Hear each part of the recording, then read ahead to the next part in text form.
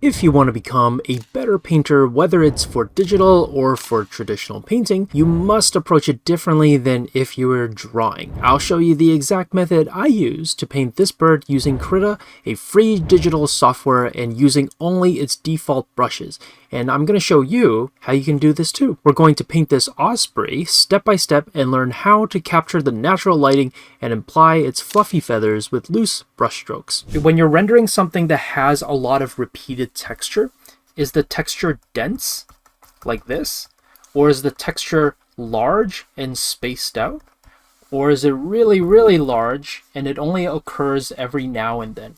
That is going to really help you down the line when you paint hair and fur and feather in this case, is to pay attention to how is the texture flowing throughout the bird. What angle and direction are the feathers moving in? How dense are the feathers? So instead of getting caught up on like where every single exact piece of feather is, focus on like, oh, it seems like it's really dense and textured up here.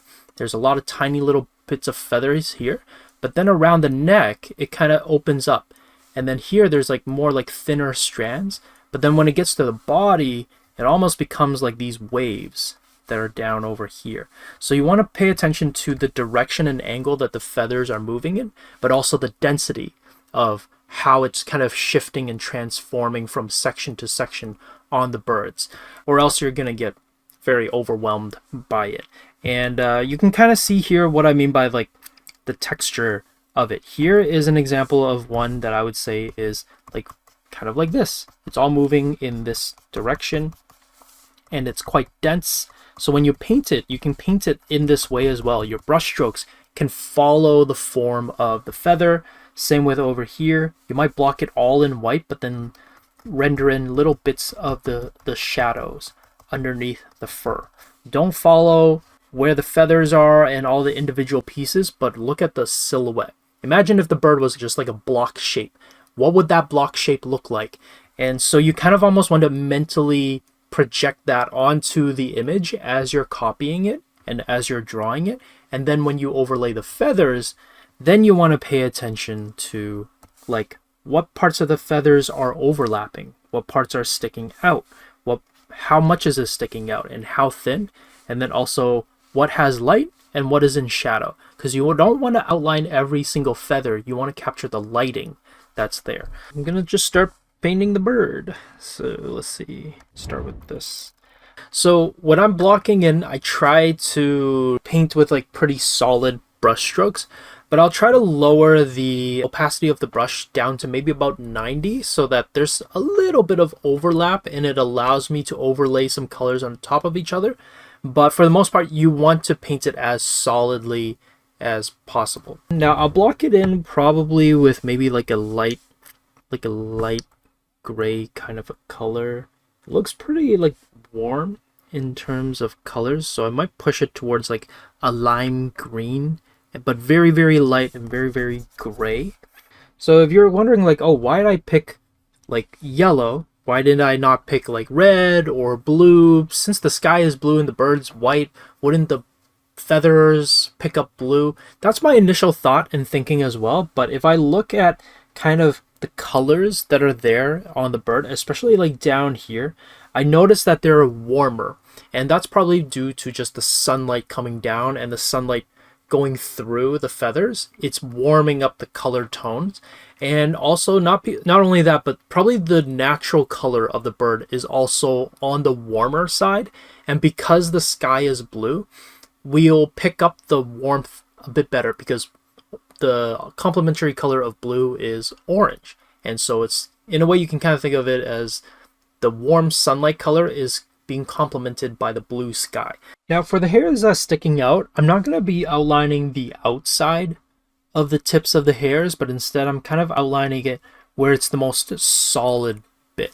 So I've marked roughly where I think the tip of the hair would be over here, but for the most part I am trying to mark off the solid part in the back. And I'm going to be kind of checking and making sure that the weight, in terms of like the weight balance and the thickness of the bird, matches what I see on the image and on the reference. And I'm gonna, maybe I made it a bit too chunky now, so I'm just gonna pull it, maybe pull it back.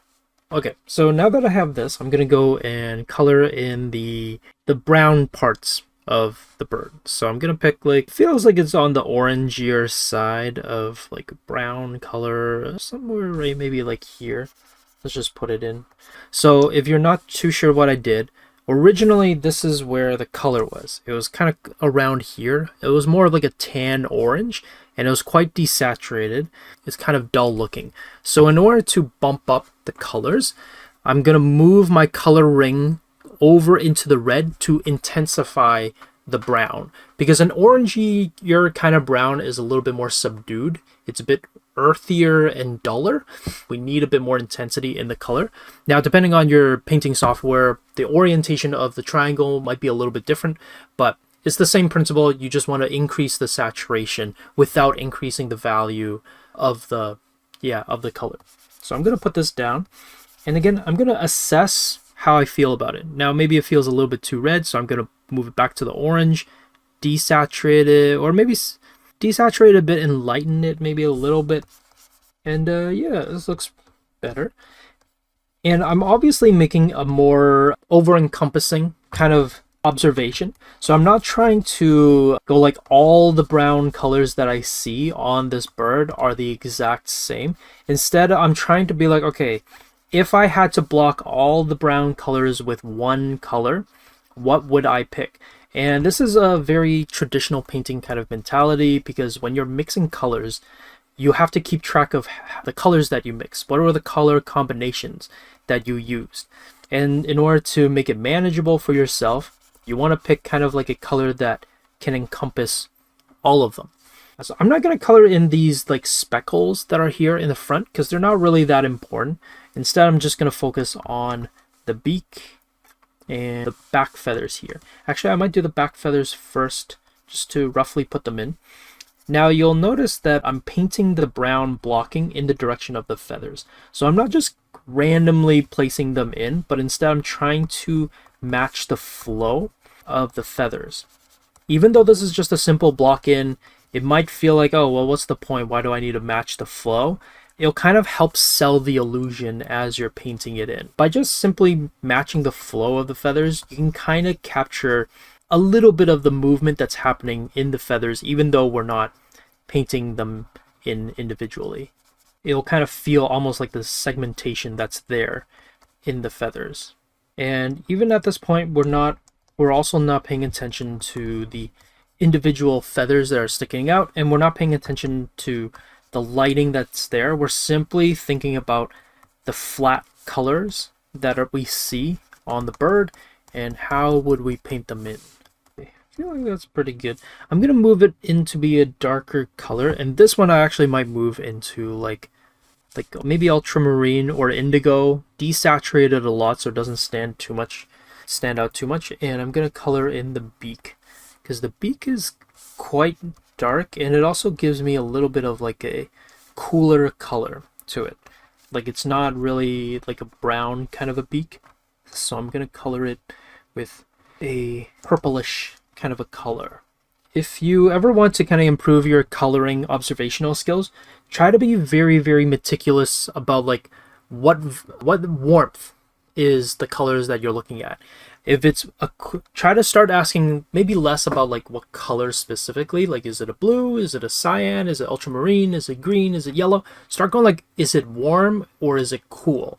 Because that will give you a little bit more room to play around with the colors, and it'll also free you up without having to feel like you're restricted to the color, like certain colors and everything. And you'll get a lot more interesting color combinations and not get too stuck with just reds and then blues. But instead you'll kind of be able to play around with like, oh, what if it's this color over here? So let's see what happens if I make it more turquoisey over here.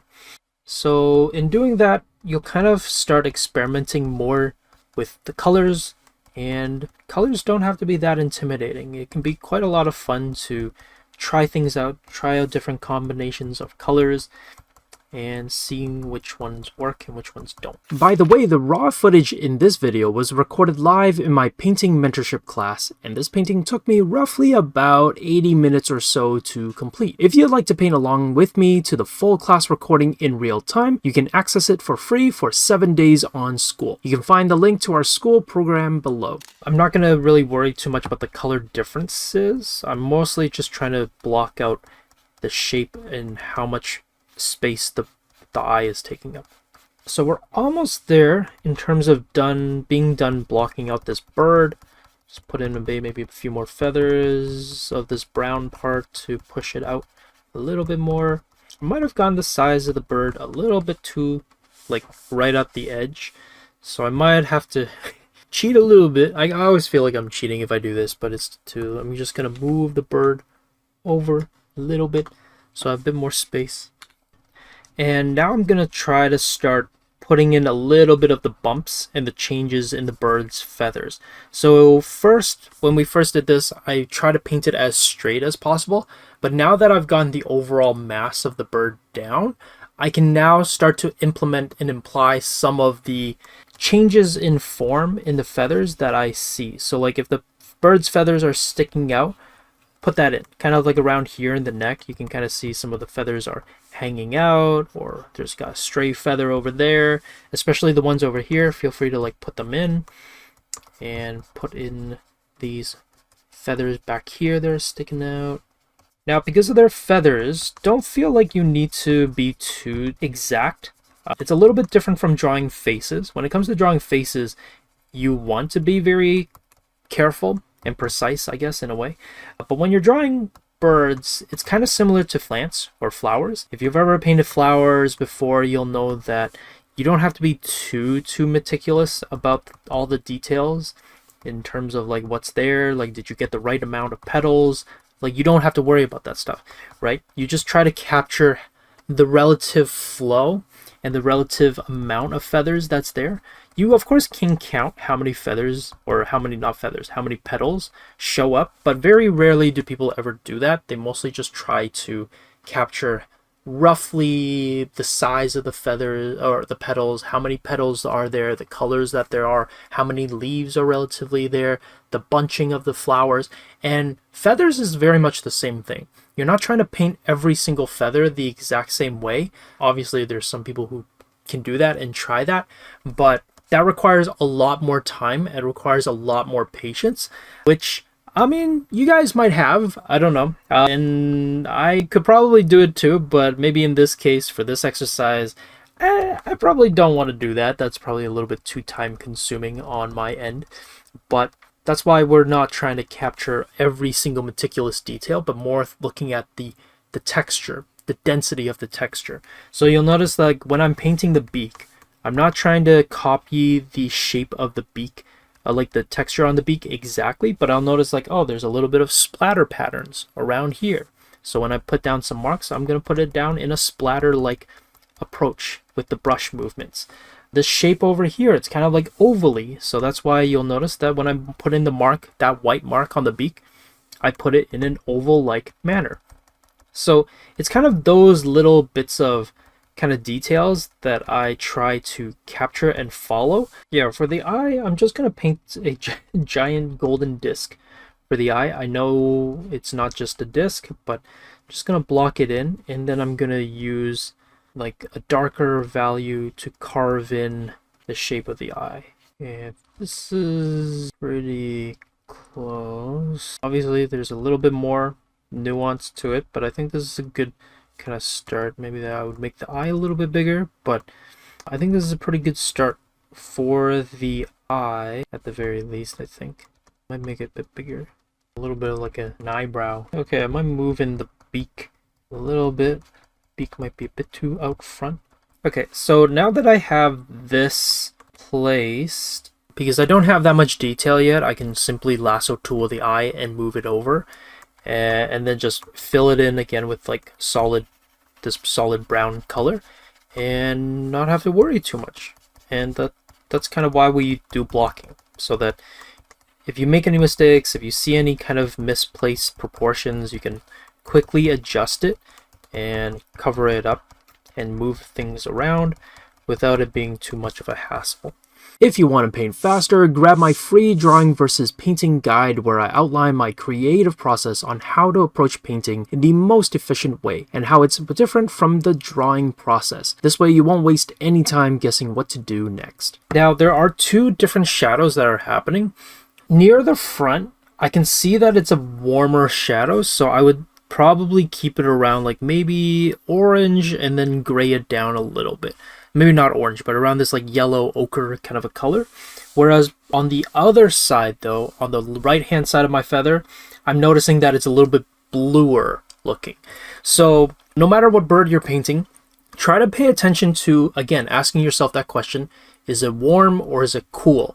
Because depending on the color or the chicken or the bird that you're painting, the colors might be a bit different and the feathers might be colored a little bit different as well. So try not to think that like, oh, well, the lighting for the bird was this color on this side, so the feathers have to be this kind of color all over. So that's not always going to be the case, because just due to lighting, the shadows, positioning of the light source, it will change and affect the colors. Just gonna do some color testing. Yeah, that looks pretty good. I'm gonna keep it fairly light as well. So like I can see that this shadow here is way darker than the ones over here, and these ones are different, and these ones are different. I'm just gonna kind of block them all in with the same value and the same color. Put it in and check whether, again, if the proportions are right, if the proportions are working, and just move on. So if it's right, then it's great. I can like keep going, and remember that's the goal of blocking it in.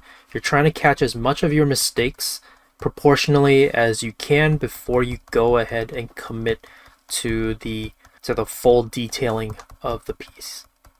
And the reason why blocking it in reveals proportional errors, if you're ever kind of like, why does that happen? It's because when you work in lines or when you work in just shapes, we're very focused on kind of the form of it. We're very focused on like the tiny details of it. But once you put in lighting almost kind of recontextualizes the way you see something. So you might, like, for example, see this neck area, let's say. When I look at it, it looks very thin. And right now here, it looks really big. So you might be like, oh, maybe I should shift the neck over, or maybe I should shift the fur over. But once I put in the shadow here, it recontextualizes the lighting. And so I guess I'll do it here to show you what I mean. It's like once I put the shadow in here, the details start kind of matching up closer to what the lighting looks like in the image. Now, I could still be wrong proportionally, but now it makes a little bit more sense and it matches a little bit closer to what the image is, just because I put in that little bit of shadow. So originally, beforehand, it looked really, really big. This space between the edge of the feather, like this white side, to this dark gray side, it looked really, really big. Because when we first block in and when we draw, we get focused on the shapes and the details of like the line work and the silhouette. But when we put in lighting and shadows, it recontextualizes. It changes the form a little bit to what it's closer to what it actually looks like. So don't feel the need to make changes too quickly. Put in the shadows first, take a step back and analyze and be like, okay, did I make things too big? Did I make things too small? Where are things that I can like make some quick changes to without ruining the whole thing? So that's kind of the stage of blocking and why blocking is so important, because it is kind of like a safety net. You're painting with a little bit of buffer so that if you did make some mistakes, it's not too big of a deal. It's going to be much harder to make these changes down the road when there's a lot of details and you've put in so much time and effort in blocking all the details, only to then realize that the head's too small or the eyes are too big or it's shifted over to the right a little bit too much. But when you're at this stage, when you're working only with like 3 to 4 to 5 colors and you're not blending anything in just yet, you're still keeping everything pretty flat, pretty simple, it's way easier to make these changes. And for the feathers, you'll notice that I'm not also painting it with too much details. I'm painting it with pretty big broad strokes. So I'm not really trying to paint in all this meticulous detail. That is something that I will leave till the end, till the finalized cleanup side of things. But for now, I'm going to just block it all in as one big shape. Okay, I think I'm done with the browner side. I'm gonna now kind of maybe go into the darker, warmer shadows. So going back to again that whole like, oh well, why like warmer and cooler, like, but that doesn't really tell me what colors to pick. Well, it kind of does. So for example, with the shadow over here, I'm like, okay, it's still under the warmer shadow. In comparison to like the colors around here and the feathers, the shadow here feels quite warm. So I'm going to keep it around the yellow and orange side, and I'm going to just try it out. But because I know that I can see that it doesn't stand out a lot. It's not very like, it doesn't scream in your face. Immediately, I know it's going to be desaturated. And the reason why is because within the rules of lighting, blue shadows are more of like a cast shadow or like maybe like reflective lighting in the environment. In this case, it is a cast shadow, but it's underneath the wing, or it looks like it's underneath the wing. So it means that it is a cast shadow and a bounce lighting that's happening underneath and within the feathers. So if you want to gray things down, desaturate it, and not make it stand out too much, you tend to usually lean more towards orange and yellow, whereas if you want a warmer color that's very vibrant and very saturated, you lean more towards red and magenta. And then cooler shadows, which is like environmental cast shadows, like behind the bird, so on the right side of the bird, that's going to be on the cooler side. So that's kind of why I'm going with like these, like a more ochre-ish type of color. And that's kind of why orange, so I guess just to repeat it again, orange and yellow shadows or colors are less saturated. They don't stand out too much, but still give a sense of warmth to it. Whereas red shadows might come off a little bit too intense. So a lot of us tend to think shadows gray, but shadows a lot of times change colors depending on the object that's there and depending on the lighting that's hitting the object.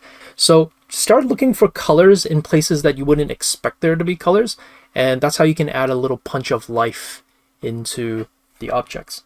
So right now, in terms of the color choice that I made for the feathers, the color closer to the right hand side is definitely more cooler, or it's more, no, technically I guess is warmer. So it has a bit more of like leans more towards like ultramarine, has a bit more of like a purplish kind of hue to it, or what we would call a purplish hue. You might look at it and be like, Josh, that's not purple, but it's purple-ish, but not too much. So I'm kind of experimenting and trying to see like if I can capture the color properly. But also what I'm noticing is like around here, when it transitions from the edge of the bird over towards the middle of the neck, the shadows get a little bit more green. So that's why I've been using a lot more kind of like this turquoise-ish color for the shadow, so that there's a little bit of nuance, there's a little bit of like fluctuation in the colors. It's a bit more interesting than just, oh, shadows are dark and they're just blue. And of course some of them are, but if you want to start kind of experimenting with colors and pushing the values a little bit more, I highly encourage that you experiment with like playing around with the nuances within colors that are there. There's a lot more kind of, yeah, just nuances with things. The main color was this kind of brown, like burnt umber type of a color, and so I wanted to darken it and cool it down a little. So that's why it's actually in the magenta area, but desaturated and darkened a lot so that it doesn't technically read as magenta, but it makes a difference. So if I had chosen like a brown color for the shadow, it would actually kind of feel a little bit too dull. If you want to get really good at capturing like sunlight, for example, a lot of that comes down to the temperature in the object and how you're capturing that temperature. If you want to become a better illustrator and find our tutorials helpful, the easiest thing you can do is hit that subscribe button. When you subscribe, you'll get to vote on what we draw next in our weekly polls. If you hit that bell, you'll know whenever we go live, so you can start learning with us completely for free. What I'm always kind of doing is I'm always trying to ask myself, like, what temperature is this object? So as an example, like for example, the dark brown areas around the bird's eyes are much duller than they do in like these colors. And if you compare the two, you can kind of see that they look a little bit different. So for these ones, I would lean them more towards the redder orange side of the color spectrum, versus over here, I would lean it more towards like the orange and ochre area. I would dull it down a lot, like maybe saturate it quite a bit and darken it so that it has a little bit of that orange color still, but not too much, and it becomes a lot more desaturated than if I had chosen like a more redder orange. And if there's any kind of like light color on your bird, like for example mine, or if you ever decide to attempt to paint a bird that's kind of lighter, has like maybe white on the feathers, in order to make the feathers glow, try not to paint with just white. And then also when it comes down to the feathers and the kind of like the shadows on the feathers, try not to paint it with just like a gray color. Try to find the color in things and try to find where things might have a little bit of some hue and fluctuation in the colors. This way you can add a lot of vibrancy into your paintings and make things just have a little bit more oomph and emphasis and punch in it, and not just too desaturated. And in feathers, it's a lot of that is in the whites of the feathers. It's actually full of color in the white areas. And that's how you can also give the illusion of sunlight as well. Sunlight is very, very, it sounds kind of like obvious, but when we paint it, I feel like we tend to kind of forget it, that sunlight is very, very strong. And so when it hits the feathers, it's hitting something that's not just solid. It's not just a solid like block of white feathers. It's actually this, there's translucency in it. There's subsurface scattering inside of the feathers as well. There's bounce light that's happening because of the organic nature and aspect of the feathers. So when you guys are painting the feathers in and you're on the white stage, like you're painting in and filling in the details of the feathers, try not to just paint things just gray. And that's where you get that punchiness in paintings and how you can get that vibrancy in the colors. So as I'm detailing in the parts of the bird, I am like painting following the flow of the feathers. I'm contouring it. And this is what I mean by like you don't have to get every single detail down to like every minute kind of, I don't know, pixel. But I'm kind of just following the flow of the bird. I'm following the segments. I'm following kind of like each little bit here and there, and I'm blocking it in as best as I can. Also a little, I don't know, I think I mentioned this, but in the brown parts of the feathers, I'm not actually using a dark brown. That is actually also a little bit of color theory. So that's how you use complementary colors to your advantage, because blue and orange are complementary colors, and yellow and purple are complementary colors. If you have something that's like brown and you need to darken it, but you don't want to, and if you don't want it to be too dull, you actually use the complementary color. So the primary color of the feathers that I have here is like an orangey brown kind of a color, and I'm now painting in the shadows. The primary color is still the orange color, but I want the orange to pop a little bit. So instead of just darkening the orange to a dark, dull gray or brown color, I'm actually pushing it to the opposite side of the color spectrum into like purple. So remember, my feathers is like an orangey yellow ochre color. So the opposite, the complementary color, would be like ultramarine purple. And so by dulling down the purple and darkening the purple, it helps push and emphasize the orange even more. So that's where like complementary colors come into play when you use or when you're painting. Because I know a lot of people go like, oh, complementary colors, yeah, I get it, it's just the opposite side.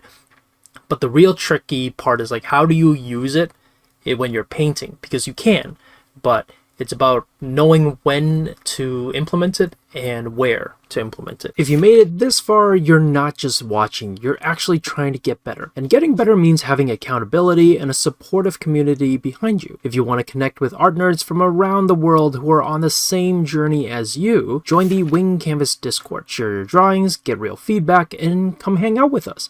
If you enjoyed this video, here are some other tutorials you can check out next.